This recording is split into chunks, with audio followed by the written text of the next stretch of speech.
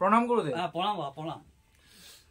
গুরুদেব, যখনই কেউ সাধনা করে বা সাধনার পথে পা দেয়, তার প্রথম পদক্ষেপ বা প্রথম তার লক্ষ্য হচ্ছে তার রিপুমুক্ত হওয়ার পথে সে এগোয়। এবং তো এইরকমই যে যদি রিপুমুক্ত হওয়ার পথে এগোতে থাকে সে তো তার তো কোনো কিছু আর টান থাকবে না একটা সময় গিয়ে।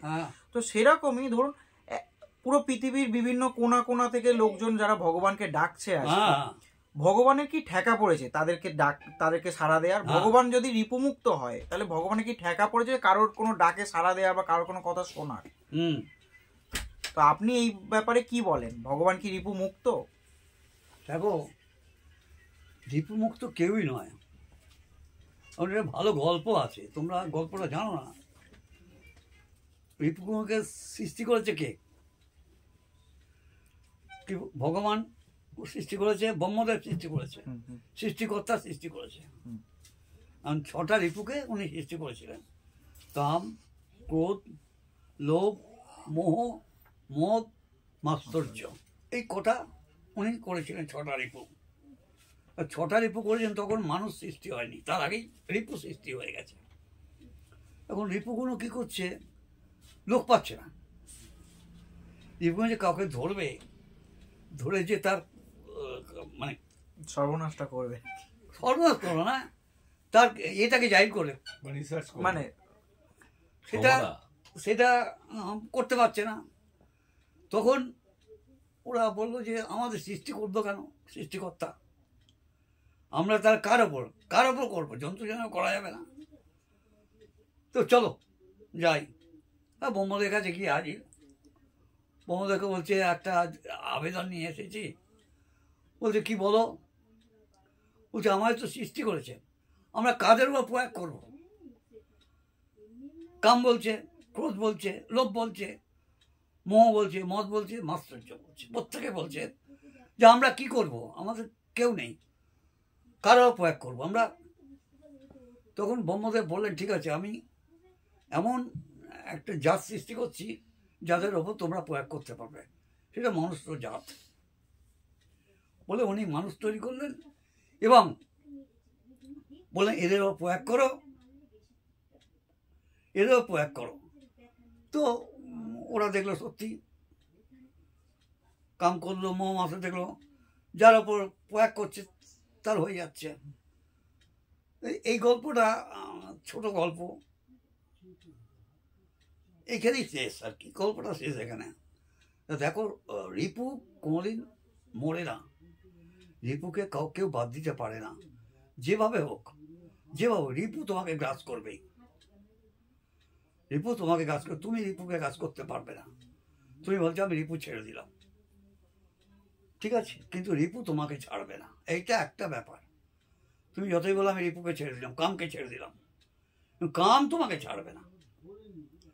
কারণ যেহেতু তোমাকে এমন একটা শরীর দিয়েছে যেখানে কাম আছে,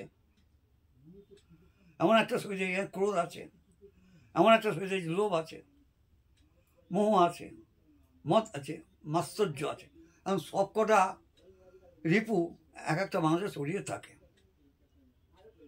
কেউ হয়তো কামটাকে বাদ দিল, আমি কাম আমার মধ্যে নেই, বাকি 5টা তার উপর 5টা ছাড়বে না কেউ, কামও তোমাকে ছাড়বে না। এবং এটা হচ্ছে রিপুর নিয়ম। আর রিপু থেকে কেউ মুক্ত নয়।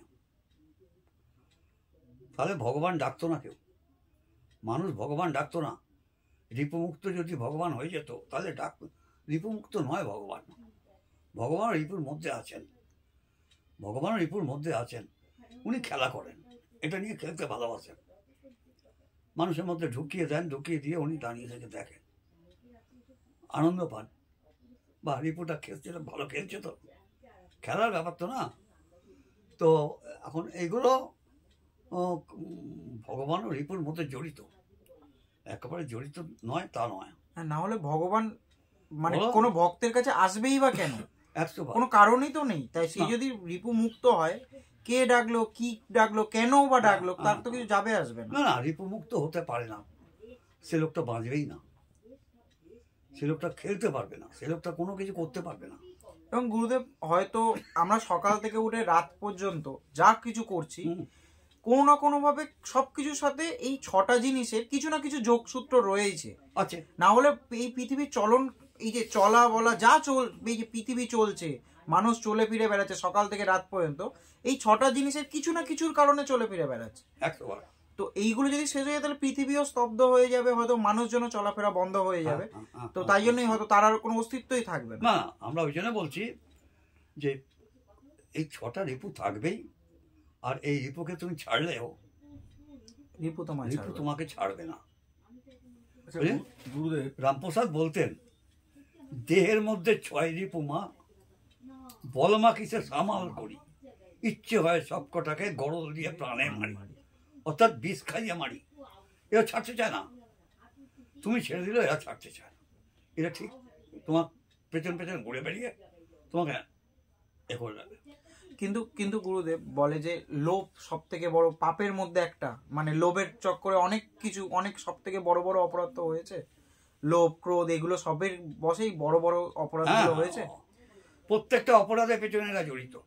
তো এমনও অনেক জায়গাতে শোনা যায় যে যখন ভগবান যখন সাধককে দর্শন দেন তখন এই প্রতিটা রিপুর একটা লিমিটের মধ্যে রাখতে হয়, নইলে তার বাইরে চলে গেলে ভগবান তাদেরকে ছেড়ে আবার চলে যান। তো এই জিনিসটাকে কন্ট্রোল করার নাম কি জপ বা যা কিছু আমরা করছি এগুলো কন্ট্রোল করার নামই হচ্ছে জপ তপ করা, আর অন্য কিছু না। এগুলো কন্ট্রোল করা মানে এই যে আমরা জপ তপ যা কিছু করছি আমাদের শরীরের, এই যে আপনি যেভাবে বলেন যে এক একটা করে চক্র খুলছে, এগুলো কি এক একটা কন্ট্রোলের দ্বার? একদম একদম একদম একদম একদম একদম একদম একদম একদম। এই চক্র খুললেই যে একবারে তুমি একবারে সাধু হয়ে যাবে সেরকম কোনো কথা নেই। সাধুর মধ্যে এই 6টা গুণ আছে, 6টা রিপু আছে, আর কোনটা কখন জাগবে কোনো ঠিক নেই। মানে আপনি বলেছেন যে একজন সাধক হলে তার মধ্যে অসীম কন্ট্রোল থাকতে হবে তার নিজের ইমোশনসের উপর আর নিজের সমস্ত রিপুগুলোর উপর। তো এইটাই কি সাধনা? যেটা সাধনা কি এই 6টা রিপুকে কন্ট্রোলে আনার প্রসেসটাই? একদম একদম একদম একদম। এ কন্ট্রোলে আসে না, এ কন্ট্রোলে আসে না, এ কন্ট্রোল করা যায় না। রামপ্রসাদ কোনো অবস্থাতেই কন্ট্রোল করতে পারেননি। রামপ্রসাদের যখন ব্রহ্মা যে এই যে 5টা না 6টা রিপু যে তৈরি করেছিলেন, তা ব্রহ্মা তো ভগবান ছিলেন, তা ব্রহ্মাকে কি এই রিপু কি এফেক্ট করেছিল? তো ব্রহ্মার প্রথম সরস্বতীকে বিয়ে করে, নিজের মেয়েকে বিয়ে করে, কাম,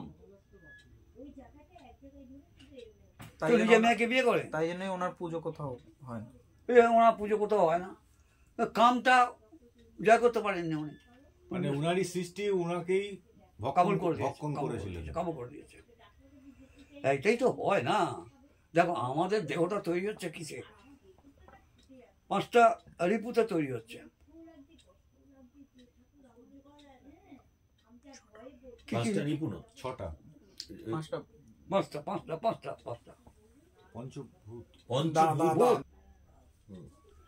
আমাদেরও 5টা জিনিস নিয়ে আমাদের দেহ তৈরি হচ্ছে। ক্ষিতি অর্থাৎ মাটি, অপ শব্দ জল,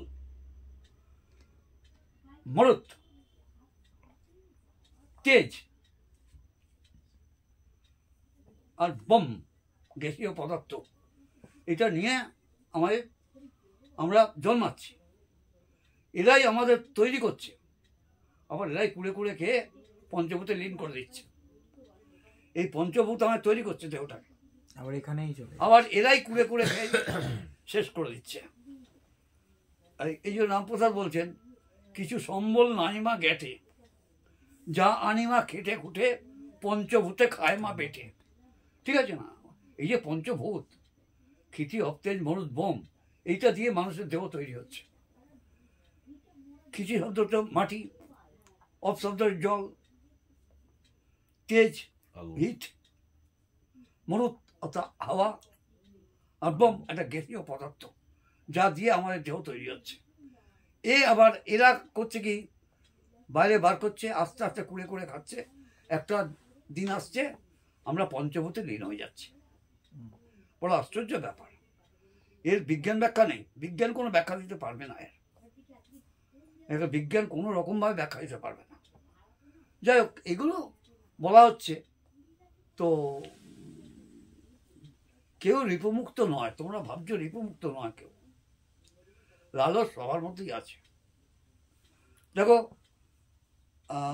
যখন তুলসী নারায়ণকে ভালোবাসত, মনে মনে খুব ভালোবাসত, কিন্তু নারায়ণ একদিন লোভে পড়ে তুলসী ঘরে এসে তুলসী রেপ করলো, তুলসী অভিশাপ দিল। ঠিক আছে, তুলসী অভিশাপ দিল নারায়ণকে। যখন জানতে পারলো যে নারায়ণ এসে তাকে রেপ করেছে, দেখো অত ভালোবাসতো, অত কিছু করেছে, তা সত্ত্বেও তাকে অভিশাপটা দিয়ে দিল। কেন বলো? তাহলে নারায়ণের অভিশাপ ইয়ে ছিল, লোভ ছিল। নারায়ণ রিপুমুক্ত নয়। তাহলে বলো কে রিপুমুক্ত? কেউ, মানুষ এবং দেবতা কেউই রিপুমুক্ত নয়। হ্যাঁ, না হলে সমুদ্র মন্থন বাকি সমস্ত জিনিসের তো কোনো মানেই থাকতো না। যদি রিপুমুক্ত না হতো তাহলে অমর হওয়ার ইচ্ছা থাকতো না। কিন্তু গুরুদেব বলতে চাইছি, গুরুদেব যেটা নিয়ে আলোচনা আমরা শুরু করেছিলাম, যে ষড়রিপু, যেটা থেকে মানুষ তো দূরস্থ, ভগবানও মুক্ত নন না। তো একটা জিনিস গুরুদেব, মানে এই সময় এসে আমরা মানুষরা কি করে এই রিপুকে কন্ট্রোল কি করে করা যায়? কন্ট্রোল করা যায় না, একটা উপায় বলুন। যাতে ভাই কন্ট্রোল করা যায় না। রামপ্রসাদের মতো লোক কন্ট্রোল করতে পারেনি, রামপ্রসাদের মতো লোক কন্ট্রোল করতে পারে না। চারিদিকে যা দেখা যাচ্ছে, মানুষের লোভ, ক্রোধ, কাম এত বেড়ে গেছে, মানে এই তিনটে জিনিসই মূলত করবো। উনি বলতেন কি, এখন তোমার বিষয় লাগি দংশিছে মোর যোগে জাগে। এই রিপুরা ওকে দংশন করতো। কিছু পয়সা করে ছিল না, তো জমি জায়গা ছিল না, রাজা দিয়েছিলেন কৃষ্ণচন্দ্র। সেই জায়গা উনি পেয়ে যোগজাগ করতে গেলেই মানে ওনার অসুবিধা হতো। এখন তোমার বিষয় লাগি ধ্বংসিছে মোর যোগে জাগে। উনি ওনার কথা বলছেন না, উনি ভগবানের কথা বলছেন। তোমার জন্য কিছু করতে গেলে তাতেও আমার অসুবিধা হচ্ছে, আমাকে দংশন করছে যোগে জাগে। তো সুতরাং এটা কন্ট্রোল করা যায় না। তো গুরুদেব, মানে রিপুর এই অহেতুক, মানে এখন যে বেড়ে যাওয়া, এগুলো কি কোনো কিছুর ইঙ্গিত বহন করে আনছে? যে কোনো জিনিসকে বাড়তে দিতে হয়, তাহলে দমে না, ধ্বংস, বিনাশ হয় না। মানে এইভাবে বাড়তে বাড়তে একটা দিন আবার নিজের জায়গাতে ফিরে আসবে। এরা কোনোদিন পেঁচে পা হয় না। এরা কোনোদিন তুমি বলো আমি কাম ছেড়ে দিলাম, হয় না। কাম তোমাকে জড়িয়ে ধরবে, তুমি কামকে কি ছাড়বে? ক্রোধও তাই, লোভও তাই। ভগবানকে ডাকলে, জপ তপ করলে এগুলো থেকে মুক্ত হওয়া যায় না, তাও যায় না। এগুলো কিছুটা হলেও প্রশমিত করার উপায় হয়তো ভগবান। যাই হোক, আপনারা সবাই আলোচনা শুনলেন। এরকম আলোচনা আপনারা আরো শুনতে পাবেন পরবর্তী এপিসোডে। তো শুনতে থাকুন, সবাই সুস্থ থাকুন, ভালো থাকুন। গুরুদেব প্রণাম। প্রণাম গুরুদেব।